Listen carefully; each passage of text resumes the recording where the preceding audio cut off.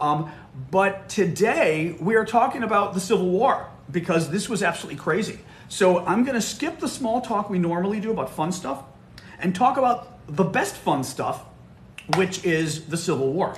I looked, I do have popcorn. I didn't make it. I was like, it's 11 a.m. in Washington, D.C. Thank you, Knausi. It's 11 a.m. in Washington, D.C. and I thought maybe it's a little too early for popcorn. It's like, it's too early for alcohol and it's too early for popcorn. Okay, so, oh my God, the news from Moscow. Guys, this is crazy what's going on.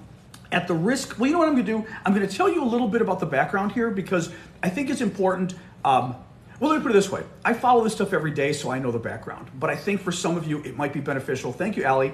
Also for some of the new TikTok folks, or even some of you guys on Discord, if you haven't been following it as religiously. So basically, what's going on is there is a civil war in Russia going on. This is an attempted coup. A coup means basically when an outside force tries to overthrow a government is a coup. This is crazy what's going on.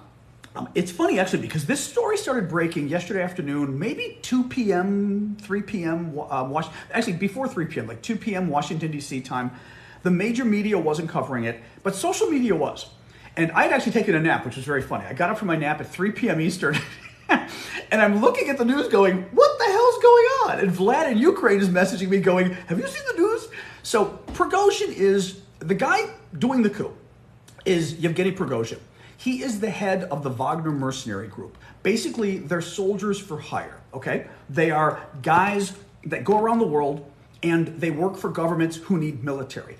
You may recall the Americans had a group like this called BlackRock at one point that was working in Iraq. And basically, they were like civilian contractors working with the military, but made up of men and women who are former military. So they're basically hiring a private army. So Wagner Group goes and Russian group goes and works around the world for the Russians, particularly in Mali, particularly in Syria, some other places. I think Central African Republic, a couple places. Thank you, Salty.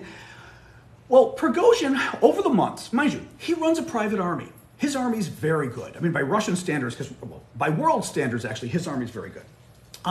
Prigozhin is criticizing the Russian Ministry of Defense about the war in Ukraine. Now, on one aspect, it makes sense because Prigozhin runs a private army. He's dissing the competition, right? So for months now, he's been talking about how lousy the Russian military is, how lousy the Russian military leaders are. Thank you, DMR.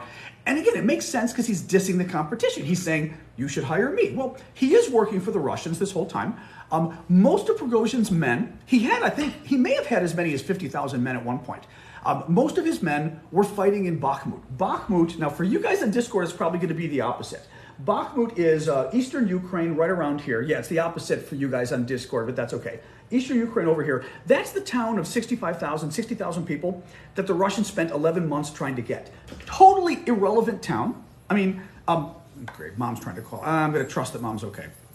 Totally irrelevant town. You know what? Ugh, okay, it hung up. That's fine. Totally irrelevant town. But the Russians have been trying to get it for 11 months. They finally get it about a month ago. What happens over this period in the last 2 months? We start hearing from Prigozhin that the Russian Ministry of Defense has had it with his antics. He keeps criticizing them. He keeps saying they suck. So they cut off his ammunition. About 2 months ago, Prigozhin says, 80% of my artillery has been shut off. I get artillery from the Russian Ministry of Defense. My men are fighting in Bakhmut, and the Russian Ministry has cut off our artillery, right?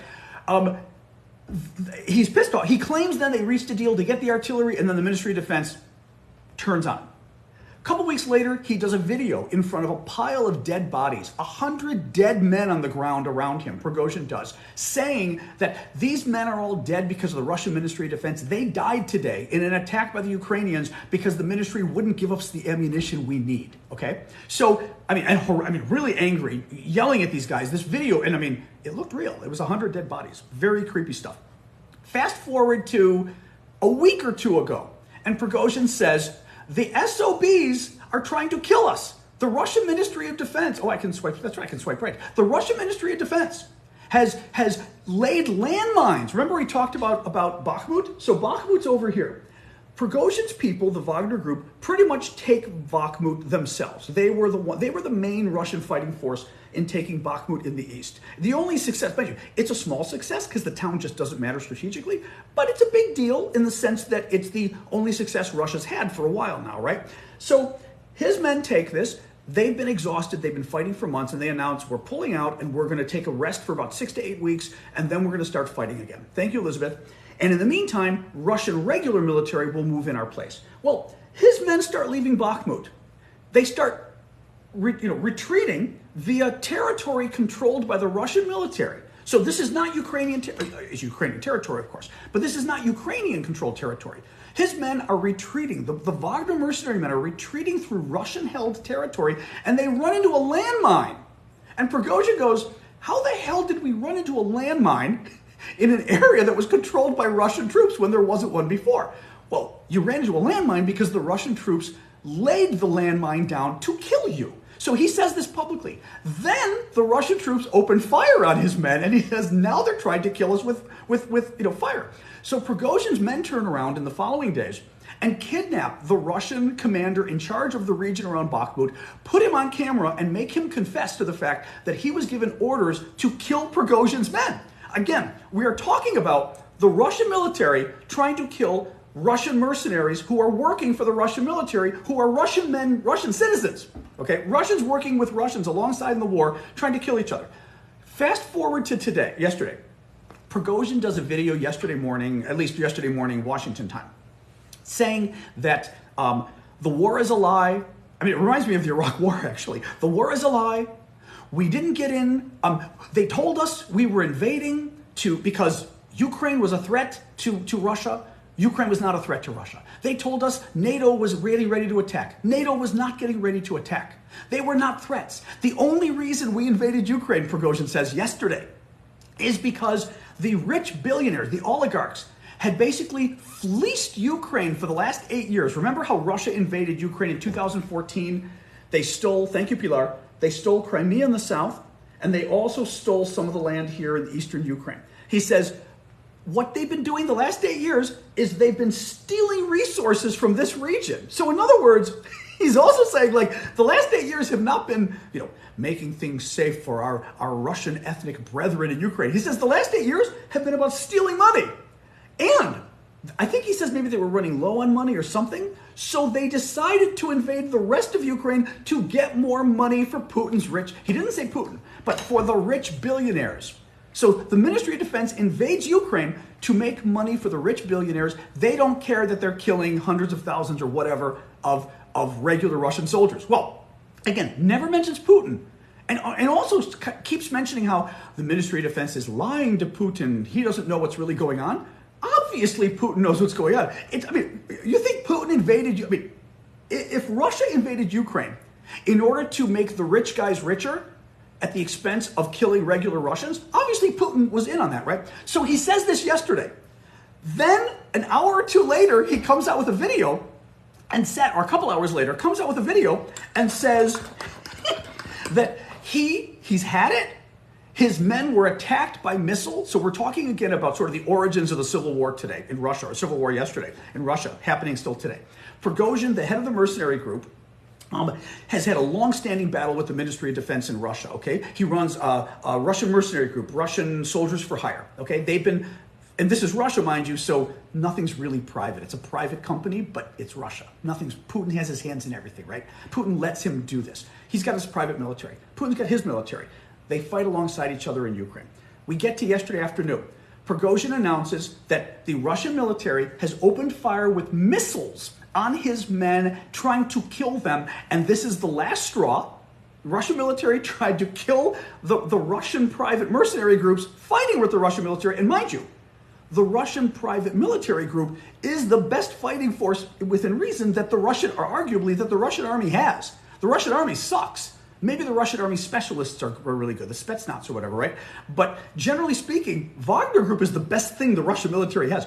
The Russian military opens fire on Wagner, allegedly, with missiles, tries to kill them, and Prigozhin says, that's it, I'm taking out the Ministry of Defense. He says, the presidency is fine, the Ministry of the Interior is fine, I'm not going to touch any of them, I'm going to Moscow and I'm taking over the Ministry of Defense, and I'm going to deal with Shoigu, who's the Minister of Defense, and Gerasimov, who's the top general in Russia. All of us are looking, this is like 2 or 3 o'clock yesterday, all of us are looking at this going, is he talking about a coup? He then puts out a message and says something like, this is not a coup, I'm trying to fix this, whatever. Well, it's a coup now. Putin clearly freaks out. Putin has the national news interrupts the news last night and says, tells people what's going on and says, you can't trust what Prigozhin says. We never opened fire on our own people. Well, Prigozhin clearly put the message out that the Russian military fired on its own people, on its own men, because he's trying to get the support of the Russian people, but he's also trying to get the support of the Russian military, right? To try to convince lower level military folks that hear this and go, what do you mean? We were told to open fire on our own men? What's wrong with Putin? Maybe Prigozhin's right? So you fast forward to today. Prigozhin's men have taken control of a major city in Russia near Ukraine, Rostov. I keep forgetting if Rostov's over here or over here. Let me look at my map here. Hold on a second. I'm going to pull this up on my phone. I want to get this because my map only shows Ukraine. Rostov, come on. Rostov. I'm doing this on my glasses. Rostov's coffee shop. No, it is not Rostov's coffee shop. Yeah, it is east of Mariupol. Oh, it's there. Okay, that's where it is. That's where it is, yes. So Rostov is right here, okay? For you guys on Discord, remember the map is backwards. So this is eastern Ukraine. Rostov is right here. Major city, major supply route for Russia's troops in the east. Prigozhin has gone in here and pretty much taken over the city now. He's taken over the Ministry of Defense offices in here. His men have troops in the city. There is a major highway that goes from here up like this, more or less like this, and then up to Moscow. Moscow's only several hundred miles, right, from here. His men have already gotten halfway up. They're halfway up there. They are, hang on, I'm going to pull this up too. They're halfway to Moscow already. Voronezh. Oops, okay, this is stupid. I'm trying to do my vanity. I'm trying to do this without my reading glasses. Reading glasses, folks. This is a day worthy of reading glasses if there was one. So Voronezh in Russia, come on, type correctly. Voronezh, here we go. So Voronezh, perfect. Here we go, perfect. Okay. Yeah, here you go. So it's a little hard to tell. I'll show you guys first. You see Voronezh in red. You see Kharkiv, Ukraine. And then down here is where Rostov is, okay? More or less down here. So you get the idea. I'll show you guys here, right? So you've got the red being Voronezh. You see Kharkiv nearby. And then down all the way over here is where Rostov is. So you can see that they're about halfway to Moscow. Well, Voronezh today, I literally had to turn off the TV to come on with you guys. Voronezh today, there's like some major oil refinery that is now exploded and on fire. There's already video of Russian helicopter, I guess, coming in to try to attack Prigozhin's men. Prigozhin's men shot it down. So they're halfway on the way to Moscow now on the road. It's a little crazy because the idea of being able to march on Moscow sounds kind of nuts, right? 2 reasons. One, you'd think Moscow was well protected. The problem is, it's not like Putin was preparing for an armed attack on Moscow, right? Nobody thought the Ukrainians would get thousands of men to make it to Moscow, right? These guys are Russians. He's got a couple thousand men, it's believed, his top men that are already 2 helicopters shot down, I see Lady Kusha saying, that are already halfway to Moscow, maybe even closer to Moscow from what we hear. The concern among the Russians, what we're hearing, is they don't have anybody to defend them. It's not like they've got thousands of... It's like Washington, D.C. I mean, sure, we've got troops, but we don't have thousands of troops lined up at the Washington, D.C. border because no one expects an attack here, right? And you don't expect the attack to be men. Like in Moscow, they're worried about the drones and stuff, right? So Moscow isn't prepared for an armed attack like this. So his men are coming. They might be able to actually pull something off by doing this. And there are Russian troops sort of heading to Rostov in the south. The big violence is probably going to happen today. It's not clear yet. There has not been a ton of violence yet. It is out of control. It is crazy. This is a civil war, guys. This is crazy. Now, will he win? I mean, a lot of folks are still saying they're not convinced. My poor cappuccino went flat talking to you. I'm having another sip. But I'm just like, it's funny. I've told you guys this before. There's kind of a funny thing with politics. And actually, I would say, I think probably, like, I like weather. I like tornadoes. I like hurricanes. I find that stuff fascinating. And I think also being a journalist and an activist and a political guy that I am, there is something exciting about bad news. And it's not that you're excited in a yay, right? Yay, people die kind of, that's not it. But your job, if you're a weatherman, weatherwoman, whatever, your job is weather. It's not fun when there's a sunshine. It is fun when there's severe weather, right? And it's the same thing in politics. This is exciting, weather person, there you go. This is exciting to me just on its face, because this is what I do for a living and it's interesting and you're trying to figure out the details. I will say though, this is exciting because I have an interest in this. I care about Ukraine. I want Ukraine to win the war.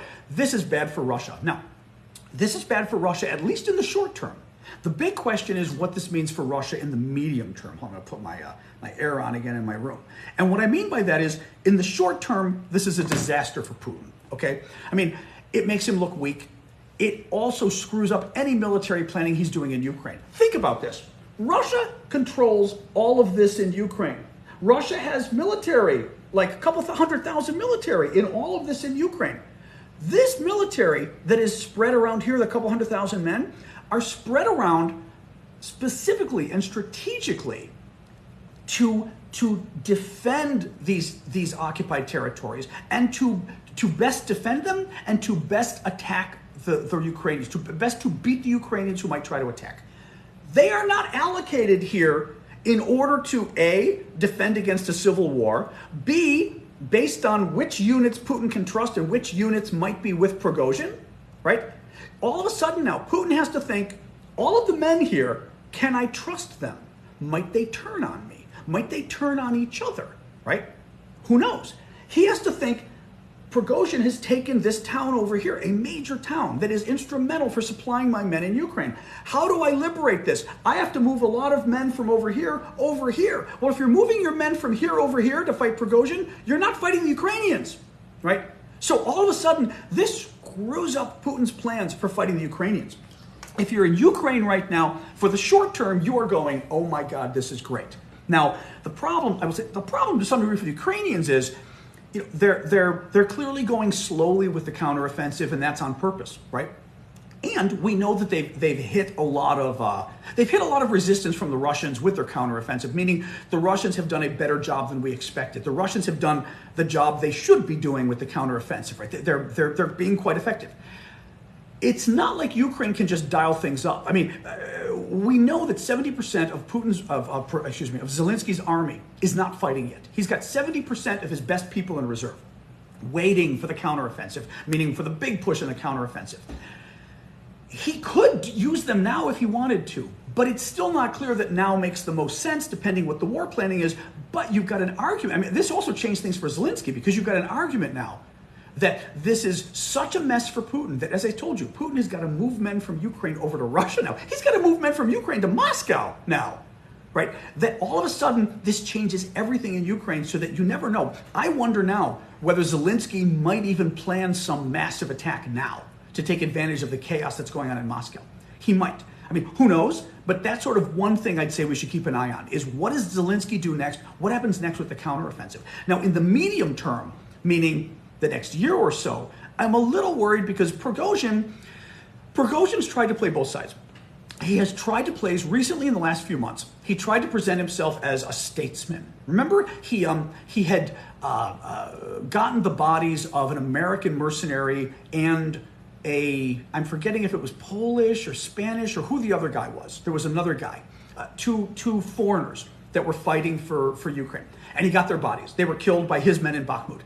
And he made a big fanfare of taking, like the American, they put in a coffin, they put a U.S. flag on top, right? To make it very like, they treated them with respect, he said, because even though they're the enemy, they are soldiers, and I respect soldiers, they died fighting, blah, blah, blah.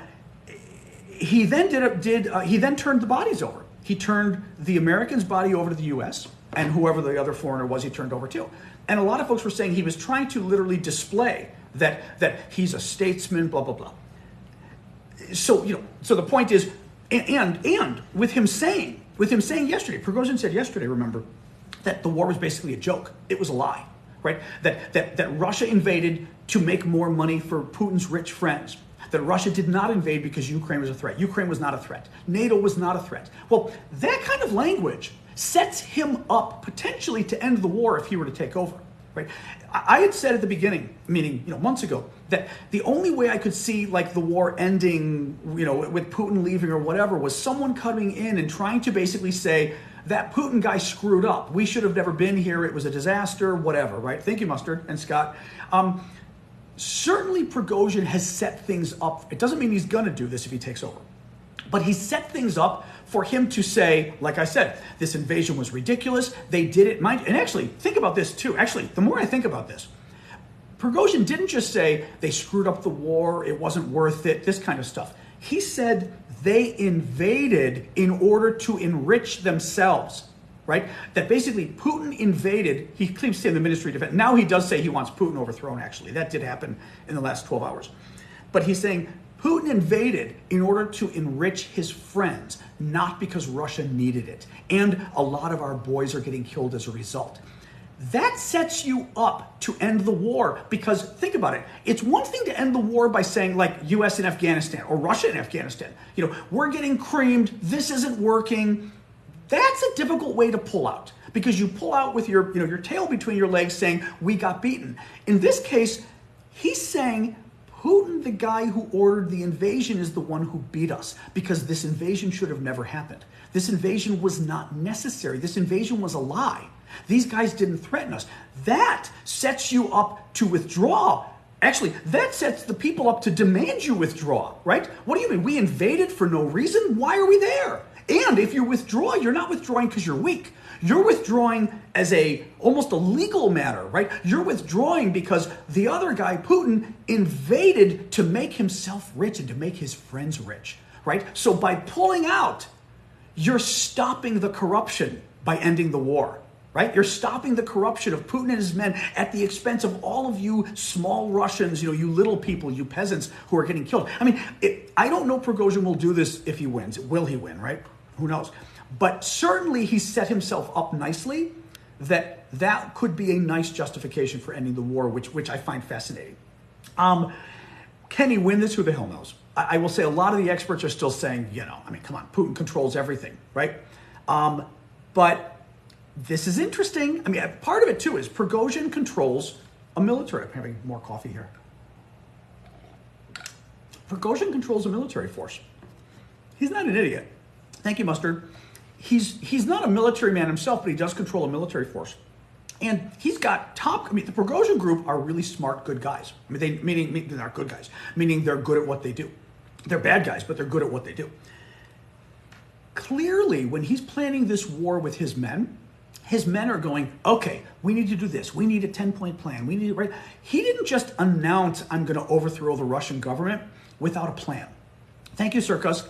Which makes me think he already had, he's playing chess. He already had pieces in place. He already had planned this out, right? I mean, that's what I think about this is what members of the Russian military already told him they would be on their side. What men did he already have in Moscow or in other places? If I was Prigozhin, I'd have men in different places around Russia ready to blow up facilities, right? Ready to blow up oil, ready to blow up munitions. Oh, that's the other thing. The town Rostov down here. Rostov has massive amounts of ammunition, reserves, warehouses, right? Because the Ukrainians do strike in Russia, but they're careful about striking in Russia. So he wants to get his hands on all the ammunition and stuff, which is great for him. In any case, so it makes me wonder, even though it's going to be hard for him to overthrow Putin, clearly he has a plan, and his plan is more than, we're just going to get on the highway and drive to Moscow and see what happens. He's got to have much more than that. All right, let's open this up to questions. I don't know if Vlad is here, if Vlad is able to, I already messaged Vlad. He's not always available every Saturday, my friend Vlad in Ukraine. Knowing Vlad, I would think, though, he'd be home watching this, knowing him. But let me open this up for questions. I think, yeah, you guys should be able to. I think you can still, well, you can throw them on the screen, and I'll try to just read them off the screen. Syndicate saying, oh, thank you, Ellie and Jetta. Syndicate saying, have you seen anything about people digging up the roads with heavy machinery so that Wagner can't enter Moscow? I did not see that. No, it doesn't mean it's not happening. I didn't see that. Look, they have to treat this. Thank you, Daniel. They have to. Oh, Vlad's there. There he is. They have to treat this as real. Vlad, I just gave the briefing. I just talked for about half an hour about the latest news of what's going on in Moscow.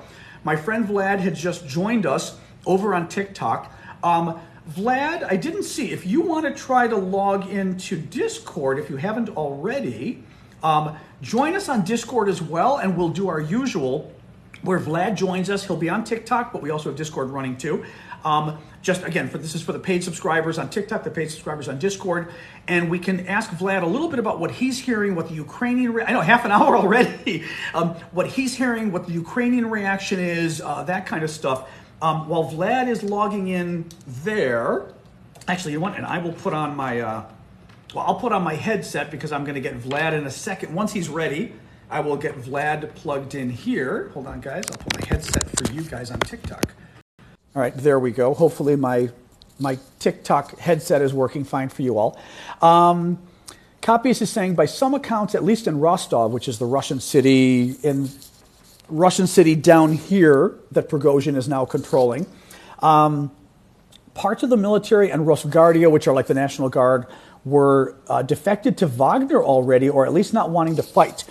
That's huge. Okay, good, Jada. Glad to hear it. That's huge. See, this is what's going to be interesting is, think about it. First of all, okay, well, let me put it this way. I was going to say, you're asking Russians to fight against Russians. Will the Russian military want to fight against Wagner? The only thing with that is, oh shit, I've got to take this. Hold on. Oh, Ruth? Ruth? Good, I'm in the middle of doing a work thing live. I saw a long call and then you wrote up. Oh, okay, so because you scared me because she just called me. You just call her and check it. She's a lot. This is probably impinged. Kathy and I had that before. Call her. I'll fill you in, okay? But tell her I'm okay because she called me, but I'm literally live on the air. Bye. Thank you. Okay, I got scared there. Sorry, guys. No, my mother has been like, she had a fall a couple weeks ago. She's 93. She's got to get an MRI. She tried to call at the beginning of the show, and I figured it's mom checking in. And then I saw her neighbor call me, and I went, oh, shit. So, okay, the neighbor goes, no, I was just calling to see if you just ask how your mom's doing. I'm like, the neighbor never calls me. Sorry, that was a possible mom emergency, so I apologize, but you can all appreciate mom's 93, mom takes precedence, even when I'm live. In any case, yeah, the interesting thing is, on one hand, you might think that Russian troops wouldn't want to fire on other Russians, right? Having said that, part of the reason this civil war happened is because Russian troops fired on Russians, right? Prigozhin says they set landmines to kill him. Prigozhin says they opened up with machine gun fire. Prigozhin says the Russians yesterday shot missiles at his troops, at the Wagner troops. So thank you, Daniel, if they were willing to do that, they would also be willing to fight them now, right? So the question becomes, how many are willing to fight? It gets very... It's very weird. Think about this, too. The Wagner Group, again, I think like our own, actually some of you former military or current military folks could probably tell us better. Thank you, Poppy. But the Wagner Group is going to be made up of probably mostly former military people, some current military people. there are current military, let me rephrase this. There are people who aren't former military who joined Wagner. I know, for example, a couple months ago, kind of funny, funny in a dark way. A couple months ago, some of the Wagner people, they're trying to recruit kids in schools. And there's I think they even had a recording somebody made of one of the guys. Actually, I know what it was. They're trying to recruit people. And one of the guys, it was a setup, calls the Wagner thing, but records the phone call, talks to the guy, and asks about joining, and says something like, I think he he was asking, long story short, he was asking the guy about joining, and he basically admitted to them that, yeah, if you join, we're going to get you killed. You might as well join the regular military. I mean, it was crazy. But in any case, sorry, I'm like going off on a tangent here. Oh, yeah, but the Wagner guys most of them probably are former Russian military. A lot of them are. That means the current Russian military has to fight former Russian military. Thank you, Succeed. That is a very generous gift. I appreciate that. Like I said, I usually don't push for gifts during these lives because I figured you guys already paid to be here, but thank you for that. But potentially it's harder for them to fight Wagner because literally it's current military fighting former military. Right? And you'd think they might feel more of a bond with these, rather than they're just a private army. They're literally former Marines, former Army, former Navy, former Air Force. They're literally the guys who were in your unit before, right? So it's a much, yeah. So Poppy's asking about Lukashenko. So this was weird too. Belarus, which is the dictatorship right up here, big BFF of Putin, right? Thank you, Mustard. Big friend of Putin here. There was a report last night, the airplane trackers, that appeared to show his family plane take off from here, go here, the transponder gets turned off, right? So the plane must have gone here, and then the transponder gets turned on again here, all the way over here, and the plane lands in Turkey. So it looks like Belarus, it looks like at the very least he sent his family out of the country to Turkey for safety. Did he send himself for safety? Who knows? But he's being kept in power there by Putin. So if Putin goes, does he stay in power? Not just that, by the way. Thank you, Marino. You also have the question of, with Lukashenko in Belarus, just the precedent. If Belarusians are seeing people rise up, or the military or whatever rise up against Putin, might their own people get the idea of rising up against Lukashenko, right? It's just sort of the message it sends and the possibilities, right? Evie says, did you see what the BBC News just reported the Moscow mayor said? I did not. Maybe just make sure you copy it exactly, because I like to be careful with the news, to make sure. Thank you, Lee. But if you want to tell us what they said, and I don't mind, by the way, folks, if you've got the news on, because I can't have the news on right now while I'm talking to you. Actually, TikTok doesn't allow it when we do these subscriber lives. I'm not allowed to have like a TV running in the background. But if you've got news on other stuff going on. Okay, interesting. See, now in line with Belarus, Kapi's just shared, the leader of the Belarusian opposition just appealed to Belarusian security forces to expel the Russian army from the country. Right, so all sorts of weird stuff. Here's Evie's article. Moscow mayor declares Monday a non-working day to minimize risks. Very interesting. Yeah. So in other words, what they're doing in Moscow is they're telling people stay home. Stay home. No, this is going to be a battle now in Russia. St. Petersburg, syndicates showing the Senate Square has been blocked off.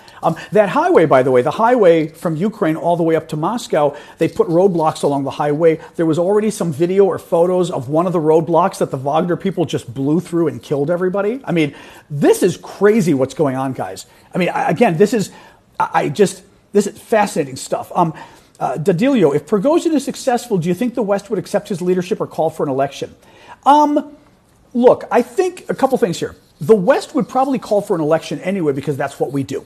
We don't, even if a government is overthrown, we would potentially not welcome him. We would potentially say, we recognize he is currently in charge without legitimizing him, but we expect elections at the nearest possible time. You would put that out there. The thing I didn't get to about Prigozhin, about the medium term for Ukraine, what worries is Swan Lake Plague, exactly. What worries me is he has previously said that he thought Putin should have used nuclear weapons already in Ukraine. So you've got this concern of, just how radical is Prigozhin? Is he somebody who, right, the danger is, the good possibility is that Prigozhin says they invaded, and he already did. We invaded this country in order to basically fleece them of their resources to enrich rich Russians and to kill poor Russians, just to enrich the rich Russians, not to defend ourselves. That's an argument for pulling out. An argument for getting tougher is, we're there and our men are getting killed, we might as well finish the job. Well, Prigozhin, as I said, has previously said Russia should have used nuclear weapons. Thank you, Scott. So my concern is, if Prigozhin takes over, Is he somebody who's going to be tougher than Putin? Is he somebody who's going to have a nationwide mobilization? Who's not going to have a problem saying we're at war and every man is getting trained and industrial production ramp up, right? I mean, that's my concern in the medium term with Putin. With Prigozhin is whether the alternative is even worse. And this is something I've said on my show before, but I've also said in terms of just, my background in, graduate school, foreign service, things like this. I mean, training of international relations. They tell you, and I don't mean to sound crass, but this is the way you think about things in international relations, is you don't overthrow a government unless you know what's coming next. And it's true. Like, obviously, you could say you don't overthrow governments, period, but let's put that aside. If you're thinking of overthrowing a government or wishing for a government to be overthrown, like right now with Putin, you better know what's coming next. Is the next guy or gal going to be better? Could they be worse? Yes. Right? Could they be somebody that wants to use nukes? Yes. Could they be somebody that wants to literally declare war and have a nationwide mobilization? Yes. Right? So it could be worse in terms of what comes next. Also, will the country hold together? To what degree, if the country starts falling apart, does the country literally fall apart? Right? Russia has lots of ethnic regions. Could those ethnic regions break off, just like the Soviet Union? Well, when the Soviet Union ended, obviously it was a good thing. I would argue in many ways. It was also very good for all those regions, Ukraine and even Belarus, but Ukraine and Moldova and the Baltic states becoming free, Georgia or Armenia, Azerbaijan, all of that's great. So I welcome these people getting their freedom, but Russia has nuclear weapons, and you always want to be careful when nuclear states fall apart. So that's a concern. What else we got, guys? Actually, Vlad is here, though. Did Vlad, I forgot, did Vlad actually make it on the... I didn't see here. Did Vlad make it? I'm saying, did he make it over on... Vlad did not make it over on Discord. Vlad, are you still there on YouTube? On TikTok? We can try to beam Vlad in. Let me see here. Oh, Vlad's there. Okay, let me at least invite him on TikTok. I do not see what's going on. Let us see here. At the very least, I'll have him on TikTok. Hey. Hello. Hello. Nice to meet you. And you too. Are you going to join us on Discord as well, or no? Yes. Okay. If you could, because that way we've got, because just so the TikTok folks know, I've also got this on my Discord for the paid subscribers on Discord, which are another maybe 20, 25 people max. So it's still a very intimate group, but I like to have Vlad join us on both so both groups can see him. And that way he can be heard on Discord as well, because otherwise there's an echo if it goes back and forth. So that's why I've got my headsets for this. I'll keep talking for a second. Vlad is in Ukraine, just so folks know, actually. So this is my friend Vlad. He is in southwestern Ukraine over here, this area. This is southwestern Ukraine. He's actually from Kharkiv up here. When the war broke out, he took his family and moved down here for the duration of the war. Or not the duration, but until now. He's got a young daughter who was 3 years old at the time and was very concerned about his wife and daughter and parents being in Kharkiv, where they're literally 15 miles, maybe 25 kilometers from the Russian border. And, not a desire to... not a desire for them to be in war's way.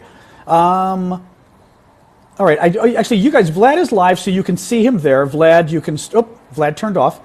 But you can turn on your Discord video again, and then your sound, Vlad, and they can hear you on Discord. And then let's check. Let's check on the Discord. Exactly, and then Discord folks can let us know. In the meantime... okay, this is interesting. So Evie just shared, the Freedom of Russia Legion backs the coup.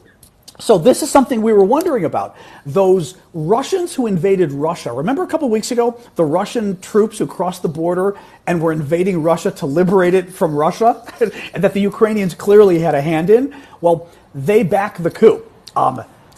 This is an article, it might be Sky News, I don't know where she got it from. If you remember, Wagner is not the only armed Russian group. The Freedom of Russia Legion, which began launching incursions into Belgorod last month, has declared the coup d'etat provoked by Putin's war has come. It called on soldiers and Russian army officers to unleash your weapons on the Kremlin. Okay, so yeah, they're backing it, which is very interesting.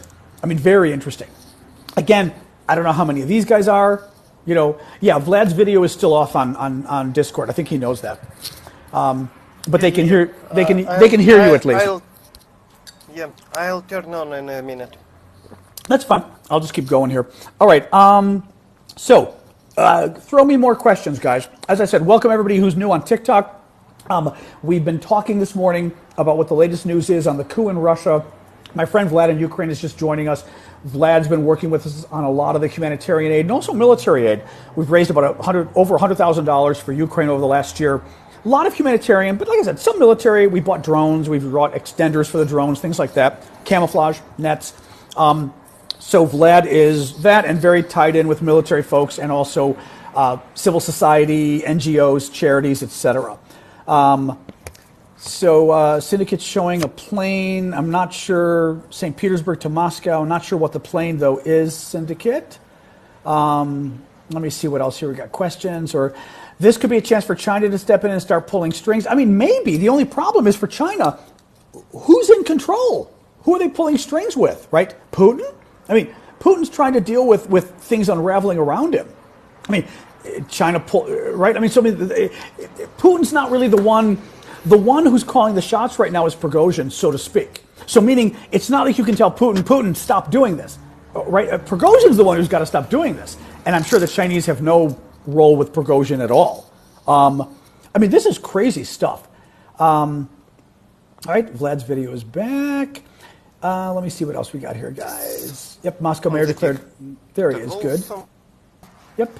All right. Excellent. All right, guys. Vlad is with us. So, okay, Vlad's with us on both setups. Vlad, I gave people a very very long background of what's been going on until now. What's the latest that you guys are hearing there? Some of it might be stuff we've already talked about, but you can mention it also because people come at different times, so it's okay.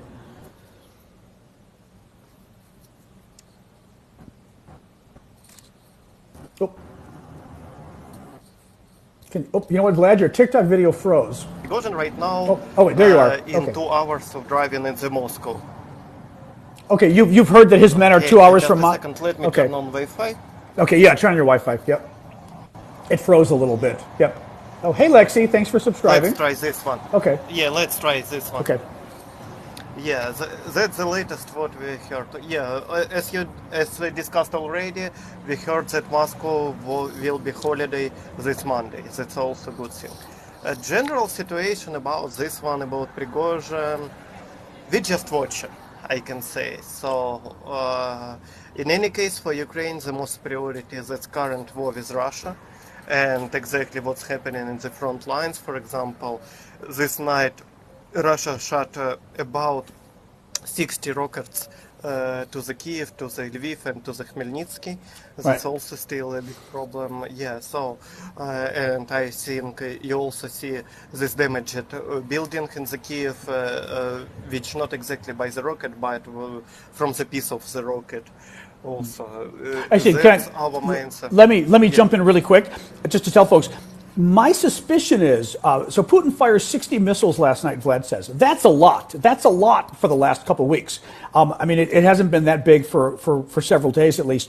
I think if you're Putin, you're saying, holy cow, the Ukrainians think everything's falling apart. The Ukrainians think I'm now going to start focusing on this instead of them. I need to show them, oh no, I'm still in charge, you're still in danger, so we need to send more rockets than usual at Ukraine just to show them, oh no, I'm not going away, don't you think this is going to be easy? So I think that's why he's doing it. The problem, though, is, and Vlad, I know, the problem with Vlad is, Vlad actually does know people, so he has to be careful what information he shares.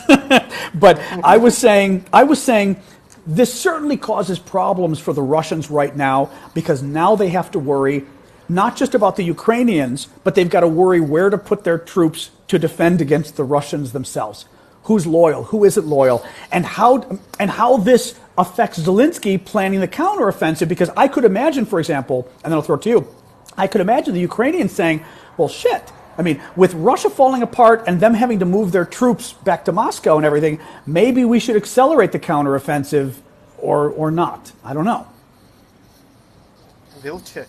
We'll check if actually counteroffensive needed in general. After well, that's true too. Situation. Actually, that's a very good point from Vlad, which is, what if the Russian military just falls apart? What if troops in Ukraine just say, are you freaking kidding me? Like, we're supposed to attack I'm supposed to attack my brother who was in the military literally my brother for some of these guys. My brother who's in Wagner Group, This is crazy. That's it. We're done. Right? So, I mean, that's a possibility that all of a sudden the Russian military falls apart in Ukraine and just says, we're going home. You know? I didn't even think of that, but that's true, Vlad. And that would be a reason why Zelensky might even say, so Zelensky either could accelerate things and say, Putin's in trouble, I'm going to send even more men because he needs men back home. Or he could say, I'm going to sit back and wait and see what happens. Because maybe we don't even need to get any of our boys and girls in trouble. You know, don't put any Ukrainian soldiers at risk while Putin falls apart. Yeah, exactly. And also, I want to say something, but I forgot what exactly. Oh, I'm sorry. What else do we have? Well, you were saying that they didn't necessarily need to send troops because they might fall apart.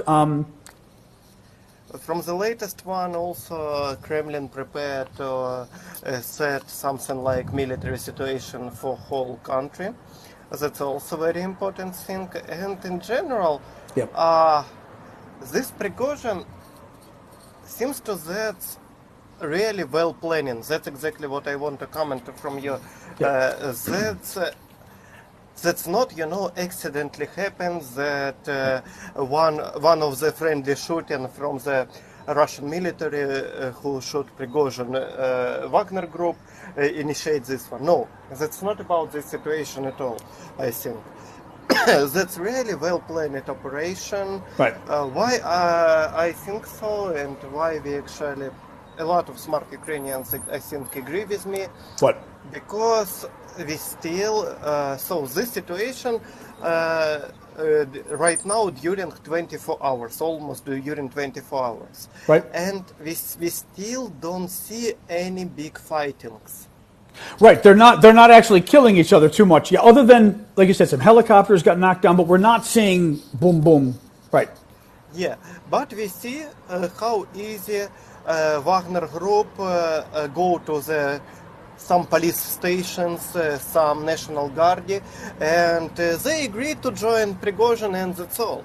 So that's why I think that will be that was well planned before actually he starts doing this one. Right. And everybody is agreeing on this one. Right. Much more interesting for us situation with Belarus.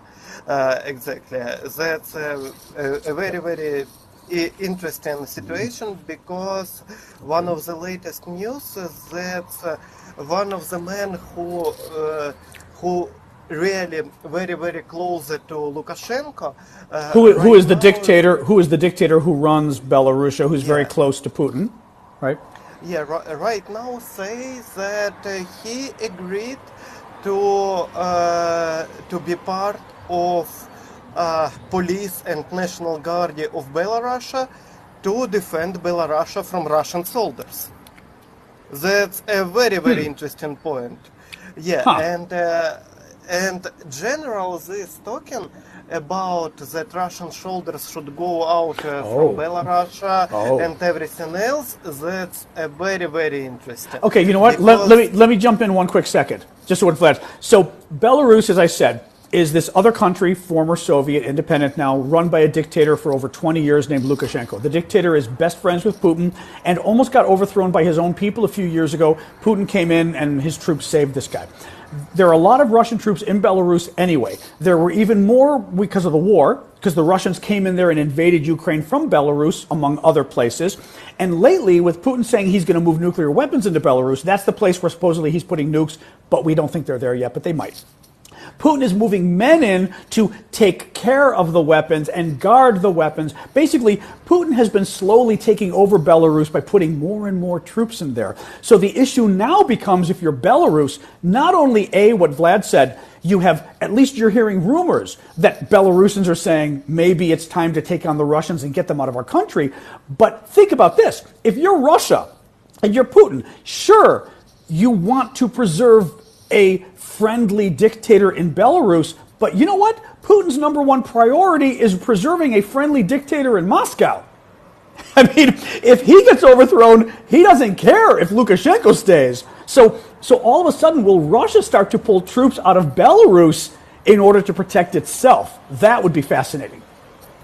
Yeah, and you should keep in mind that Belarus right now, that's like big training center for Russian militaries. A lot of reasons for this one, because actually training centers in Belarus much more better than in the Russians.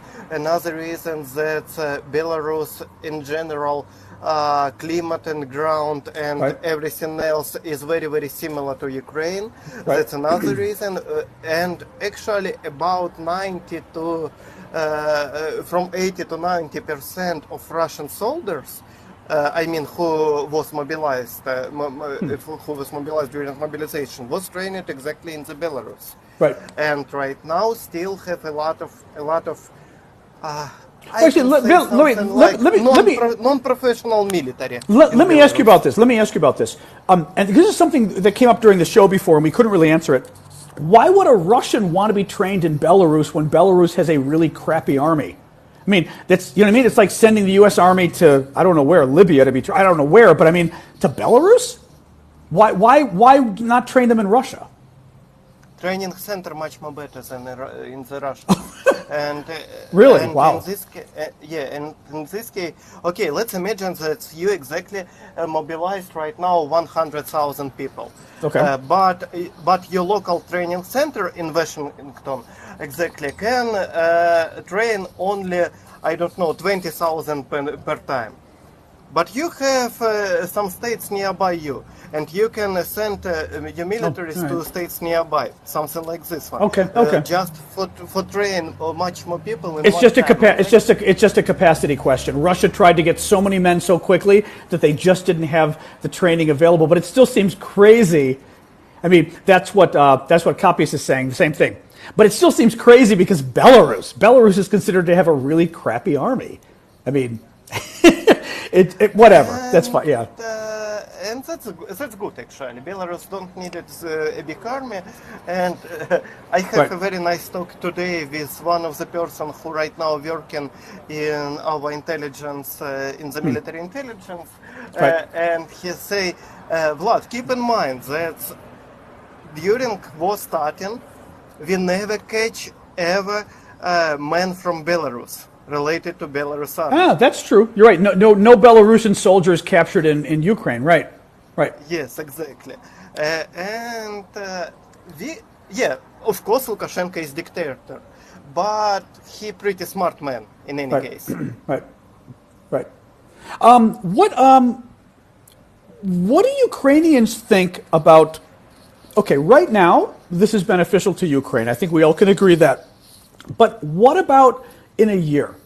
I mean, if Prigozhin were to take over Moscow and become the next leader, is there not a concern that Prigozhin might even be more draconian, much more harsh than even Putin? Because he did mention at one point, Prigozhin did say at one point that stuck in my head, that he thinks Russia should have used nuclear weapons early on. And I was like, holy cow. You know what I mean? Is there not any concern about that? Or do Ukrainians just think, get rid of Putin, this is great? I share one thought, but that's only my thought, okay? Yeah. That's not like official mention. Yeah, no.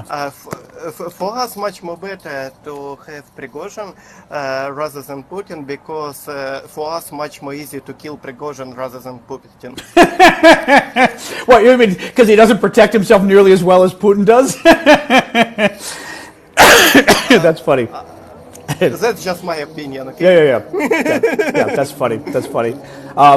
No, it's really, I mean, I just find this fascinating. I mean, are Ukrainians generally optimistic about? What I mean is, obviously, I think Ukrainians are going, yes, right now.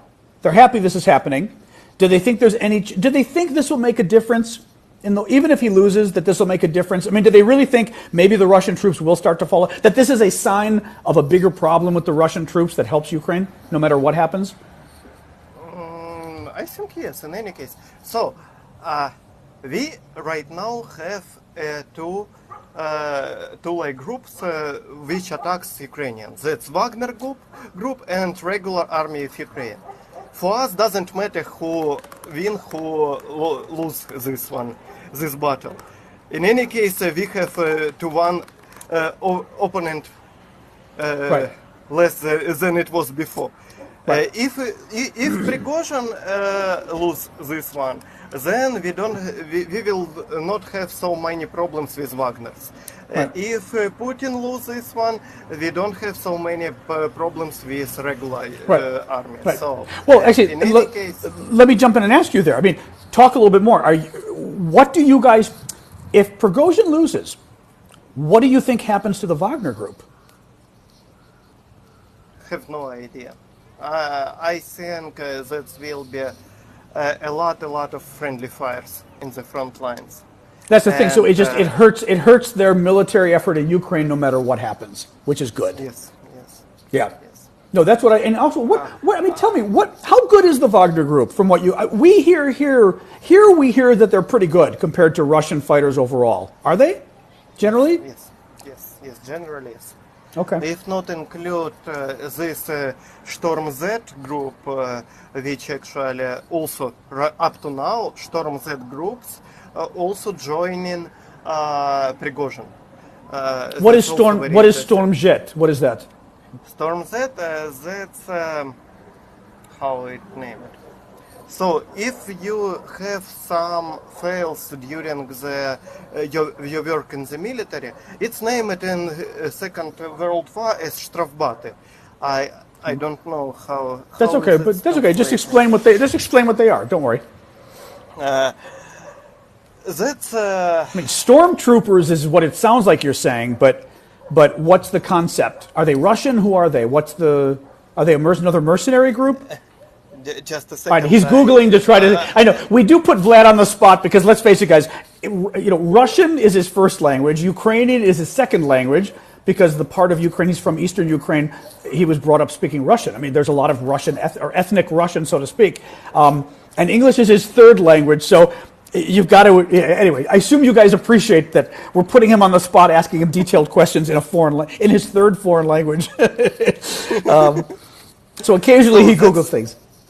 That's name as in the English as penal battalions or punishment battalions. Oh, okay, no idea. Okay, so that's how describe it. Let me think. That's the men who actually drinking or killing or do some other not good things in the front line during their militaries, and that's something like treasure or how it's named. Just a second. But they're the guys who got into trouble and they're still fighting, or what? That's something like group from the prisons. The military prisons. Lexi just said in TikTok for any of the English speakers, penal battalions, meaning they set up group. In other words, there are groups fighting from prisons we already knew because of what Prigozhin and also the Russian military itself went there, but also in any case, so they're fighting groups made up of prisoners and criminals, basically. Yeah. Okay, and why were you mentioning them? Exactly. And you asked me about how Wagner is professional. Yes. If not include this one, it's really professional with 10-15 years experience soldiers. Gotcha. With well equipped, because in any case Prigozhin and Wagner in general have a lot of money to buy some stuff like night vision, like copters, like a very good armor and everything else. That makes sense. And in general, it's much more better than regular Russian army. But, no, that makes sense. Actually, I'll make a quick point, too, because I know we've got a lot of non-subscribers joining us today. You can keep watching by becoming a subscriber on TikTok. I think it's $6 or something like that, around the same in euros. But we do this every Saturday morning. Actually, we get together and do this. Today's obviously special because it's the coup, but we do it just for subscribers. And also, it gives you VIP access to my Discord community, which we can talk about later, but it's discord.aravosis.com. This gives you VIP access to that, too, where we have auctions and other stuff. So do check it out. Thank you, guys. $5.99 a month, even better. It's not even $6. Thank you, Lexi. So that's interesting, right? So the Wagner Group, as I suspected, they're a very good military group. This is, a couple different things. no matter what happens, the Wagner Group, as Vlad said, we expect to get into hot combat pretty soon with the Russian military, right? Which means Russians are going to get Russians are getting killed on both sides. The Russian military guys are getting killed and wounded. The Wagner military guys are getting killed and wounded. They're both using ammunition. They're both using weapons that are going to get damaged and destroyed. It makes both sides, and both sides just get fatigued. They get tired. They've been fighting Ukraine for 14, 15 months now, right? Thank you, Gio, for the gift. They're going to get more tired fighting each other. All of that makes them less ready to fight Ukraine. So, I mean, like I said, this is, it's just amazing anyway this is happening. I mean, also you get into sort of the geopolitical issue of does this make Putin look weak, or does it end up, if Putin wins, make Putin look strong because he was able to stop an insurrection and the Russian people rise up, right, and say, oh my God? Or does this already make Putin look weak because how the hell did this happen, right? Putin let this guy continue. I mean, we've talked for months about why Prigozhin has been able to say all these things, criticizing the Ministry of Defense, and even criticizing Putin a few times, and get away with it when Putin normally just kills you when you do stuff like that. Why? And we were saying, was he, oh, hello, Vicky. Привет, Vicky. That's Vlad's little daughter, Vicky, who's a beautiful little girl. She had to check in. That was very cute. I don't even know what I was saying. Vicky threw. That was okay. That was very cute, though. Vicky threw me. Let's look at some more of the questions, Vlad, people have for you here. Here's a good question. Do you know anything about the background here? Bear is saying, how did Prigozhin go from being Putin's chef to leading this mercenary group, which does seem strange to me? He was like Putin's chef before. He was, culinary. I mean, it's crazy. I guess the point is, though, if you're running a business, thank you, Socrates, if you treat it as a business, maybe you don't have to be a military man to run a military business, because you're a businessman, and then the number two, I don't know who his number two is. His number two probably is a very smart military guy, would be my guess. I don't know if you know any of this, Vlad, but it's a good question from Bera. Prigozhin get a lot of money exactly from the war in Africa. That's the most important thing. So Africa, yes. Exactly wars in Africa, and his work in Africa make Prigozhin really one of the most, I think, rich men near Putin. And because that's related to coal in Africa and to other some stuff in exactly in the minerals and things that they're getting from Africa now. Yep. More questions, guys. And again, I don't want to sort of go through all the background because I spent the first half of the show going through all the details. Actually, one question I have for you guys. You let me know. Some of the folks on Discord who aren't the paying members asked if I could post this later today, because I will get a recording of this afterwards. And I told them I wasn't really sure that I'd want to ask you guys, because the way normally we do this is you guys have, the TikTokers, there's a number of you who are here checking it out for a minute, which is great. But for the rest of you, you paid to get here, and I do this as a gift for you, so to speak. This is, I want to give benefits to the people who support, because I do this full time, by the way. I don't make my pitch when I'm with you guys, but I do this full time and I do it for free. So the way I make money and pay my bills is all of your guys' gifts and the subscriptions and everything else. So anyway, it put me in a situation where I was like, let me ask folks, but I'm really not sure. They were hoping like in a couple hours, could I just put the video up?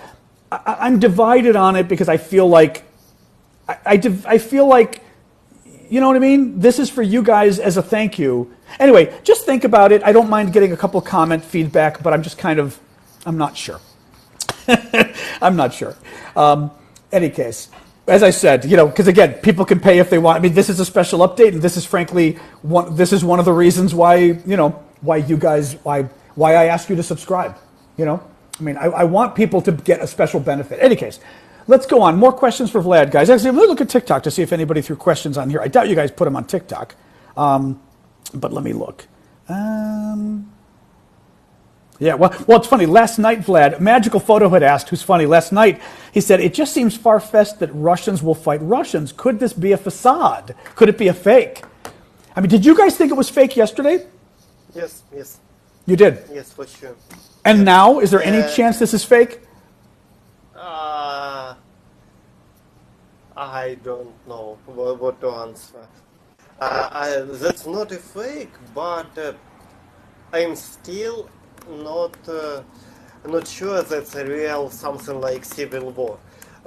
Because maybe it's so well planned, or maybe because again we don't see any big activities from military standpoint, and that's why I'm still concerned that that's a fake.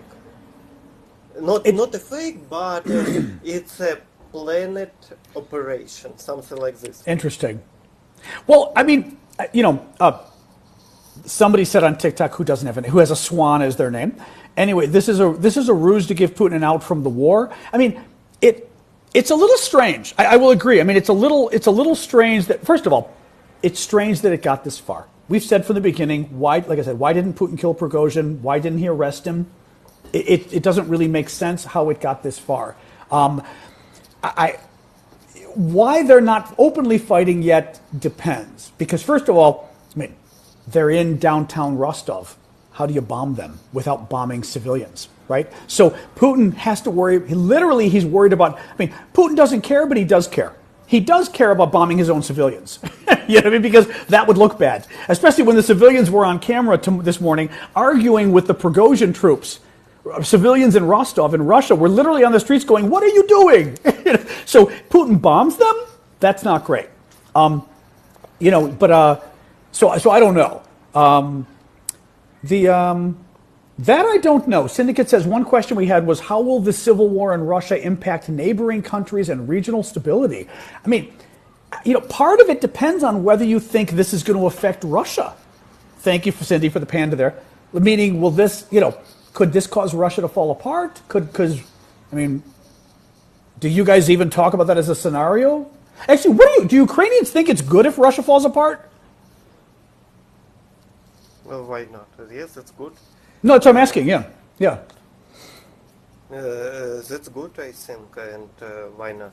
Also, we notice that some countries nearby Russia, except Belarus and Ukraine, starts to close their borders, especially Georgia and something else.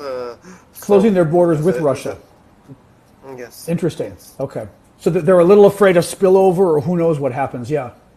Well, and this is the danger, as I said, is there's a part of me that says Russia falling apart is good because Russia is once again becoming an international threat, as we've seen with what they're doing to Ukraine and the threat to Europe, etc. They're clearly weaker than they were during the Soviet era, but they still have nuclear weapons. They're still a threat. Them falling apart potentially makes them less of a threat because they become even weaker. The concern, though, is just as the concern we have, and I was around Vlad might have just been born around then, but actually, you weren't born in the Soviet Union, were you? Yes. Oh, you were? Oh, okay, that's interesting. I was around during the Soviet times as an adult. Vlad was a child, I'm going to guess. As an adult, and one of the big issues then, the Soviet Union dissolved in 1991. One of the big issues was it had nuclear weapons. How does it split into 15 different countries with all of these nukes and not cause a nuclear war? For example, these states start to fight against each other, right? They fall apart, but they've got border differences. And Ukraine has nukes, and Russia has nukes, and Belarus has nukes. And all of a sudden, do they start nuking each other, right? So that's one of the ongoing concerns. And actually, I didn't think about this till right now. One of the big lessons with this war, and we all know this because we've talked about it, is that the lesson from the fall of the Soviet Union, and more generally, is if you have nuclear weapons, do not give them up, right? Ukraine gave up its nuclear weapons in exchange for a promise from Russia not to attack, and in exchange for a promise from the US and the UK and I think France to basically help defend Ukraine. Well, that didn't really happen. Russia's attacked twice. This time they're helping, but we helped very slowly. The first time we didn't help at all, 2014. If you're a country with nukes, you're not going to give it up.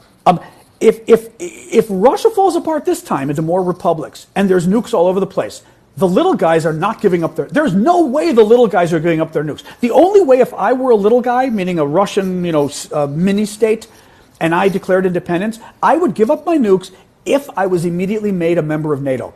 because then no one's going to attack you, right? But otherwise, so that's another danger here of these countries, of Russia falling apart, is these guys aren't going to give up their nukes. So now you've got a lot of little countries where, right? Are they really mature enough to have nukes? I don't want to be patronizing, but you know what I mean. Like Iran, we don't really want Iran to have nukes. I don't trust them. I trust India and Pakistan more. I trust India more. Pakistan, I'm not too sure. And even them, I'm a little worried about them having nukes. But any case. Oh, that's interesting. I didn't even remember that. Copies, who is in the Czech Republic, says there were nukes even in Eastern Bloc countries. They were even here in Czechoslovakia under Russian soldiers, of course, but they were here. Yeah, interesting. Sorry, Dadilio, let's not get into off-topic questions right now. I'd rather stick with the Civil War. And actually, we may end soon. Let's see. I mean, we've been going for an hour and 15 minutes. Who knows? Maybe I'll come back later today and do another one as the day goes on for you guys again, because this is exceptional what's going on here. Anything else, guys? Any final questions for Vlad? TikTok as well. Vlad, people are throwing up questions. Maybe see. I'm not sure what you mean, Lucy and Benji, by your question. Callum says this is madness. I agree. Evie, why don't you throw your question in again, Evie, just to be safe. I'm scrolling up. Oh, actually, here we go. Evie says, well, I don't know. I mean, Evie says, is there any reason to worry? Should we be worried about what's happening? Who exactly? Well, that's what I think she's saying is just a regular citizen of the United States or Europe. You know what I mean? Should our anxiety be harder that all of a sudden, does this mean we could get dragged into the war, that things could go nuclear? That kind of a thing. I don't think so. I'm assuming you look at this as a positive thing at this point, yes? Yep. Let's buy popcorn and watch. Well, I brought my popcorn with. I told people it was a little early, but I got it out of the counter just to show you guys. Actually, that's a great way to end the show too. Should we be worried? No, I think we should buy popcorn and watch. The Ukraine ministry said they were running out of popcorn. There was a video. Let me show you. Oh, hold on, guys. I think I retweeted this. Let me show you really quick. A video that was on TikTok. Actually, I'll tell folks too, as my little insider tip.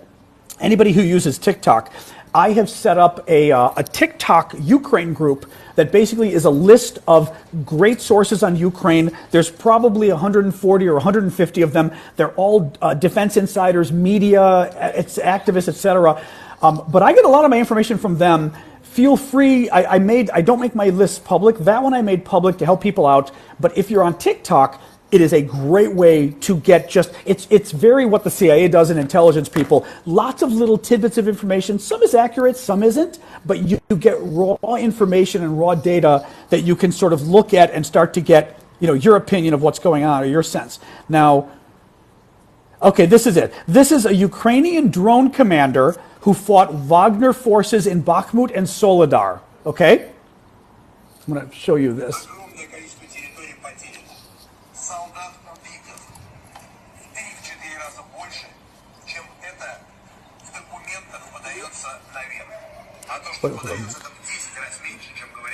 He's eating He's got a huge thing of popcorn next to him. I'll show you guys. He's got a huge thing of popcorn. I assume, Vlad, he's listening to a news update. That was a news update about the war, about the Civil War, I think, probably, or no? What exactly this one? That's Matyar. Actually, I know this man in person. Oh, you're kidding! And is he a drone operator? Well, you don't have to say. You don't have to say. Yeah. That's a very popular media man who actually control a lot of people who is responsible to operate drones. So something like this. Yeah, that's funny. Hi, Vicky. Hi, Vicky. She's so funny. Oh, and now Sasha heard the neighbor in the hall, which is probably a good time for us to quit. This is funny. You've got your daughter, I've got my daughter. All right, guys, I'm going to call it quits. We've been doing this for an hour and 20 minutes. I'm going to come on later today. We'll see what time it is for Vlad if he can join us again, but I'll probably come on later today and do another update exclusively for you guys since you're the paid subscribers as a thank you. Vlad, thanks for joining us. Feel free, obviously, to follow me on TikTok. Subscribe if you like as well, if you like these kind of in-depth special talks we do, but certainly follow me on TikTok. I appreciate that. And thank you guys for all the gifts on TikTok. That was really sweet of you, especially since I didn't ask for them today. And you guys on Discord, obviously, thank you for always subscribing and being there for me as well. Let's go. And like I said, a couple hours, Vlad, if you're around and you feel like it, maybe we check in again if there's enough news to talk about. If you feel like it, it's up to you. Okay? Yeah, what time is usually late for you guys? Like before 10 p.m. better. Your time? So okay. Right now, and what time is it now? The current time is 7 p.m. 7:20. Okay, let's see. So maybe in 2 hours, let's see. If there's enough news. If there's enough news, maybe in 2 hours. Let's see. Okay. All right, guys. All right, you and I will talk anyway on Signal. All right, you guys. Thank you for joining us all. Thank you, TikTokers, Discordians. All right, see you guys. All right, bye-bye. Burp, burp, burp, burp. All right, thank you, guys. Vicky cracks me up. His daughter is so freaking cute. But I love that. She was totally she totally wanted to be on camera. It's like this beautiful little Ukrainian girl. Oh my God. All right. Thanks guys on TikTok for joining. I appreciate it. All right. Hopefully, yeah, I think I'm going to do another one of these today. Hopefully in time to get Vlad, but even without Vlad, then I'll update you. But I think I like it. And actually, like I told you, Vlad knows a lot of people, so he's in kind of a weird spot. Thank you, Lucy, that he has to be careful what he says because he knows a lot of people. But in any case, all right, guys, we'll definitely join you later. This was great. I appreciate you. I appreciate you joining. All right, bye-bye. Bye-bye. And we'll make popcorn, exactly.